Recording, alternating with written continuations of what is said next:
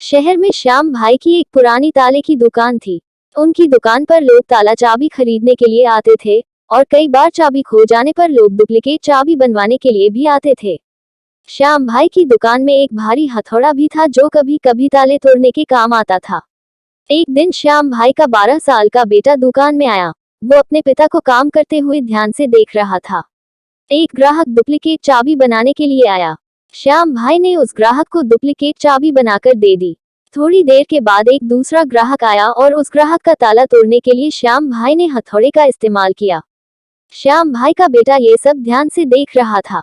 उसने अपने पिता से पूछा कि पिताजी, आखिर इन छोटी छोटी चाबियों में कौन सी खूबी है जो इतने मजबूत तालों को बड़ी आसानी से खोल देती है, जबकि हथौड़े को वही ताला खोलने के लिए प्रहार करना पड़ता है।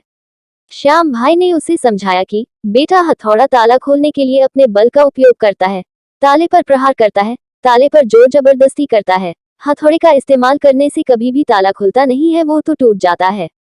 जबकि जब हम ताले को चाबी से खोलते हैं तब हमें उस पर प्रहार करने की कोई जरूरत नहीं होती है।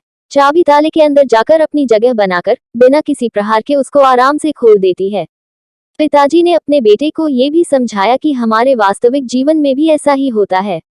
अगर हम किसी भी इंसान को सचमुच जीतना चाहते हैं तो हमें उस व्यक्ति के हृदय में प्रेम पूर्वक चाबी की तरह उतरना पड़ता है। जोर जबरदस्ती करने से हम कोई भी काम कर तो सकते हैं, किंतु वो ताले को चाबी की तरह से खोलता नहीं है, बल्कि उसे हथौड़े की तरह तोड़ देता है। जब हम आसानी से चाबी की तरह अपना काम पूरा कर सकते हैं तो फिर हमें हथौड़े की तरह जोर जबरदस्ती नहीं करनी चाहिए। जो चीज बल से प्राप्त की जा सकती है उसे प्रेम से भी प्राप्त किया जा सकता है, किंतु जो चीज प्रेम से प्राप्त की जा सकती है उसे बल से कभी प्राप्त नहीं किया जा सकता।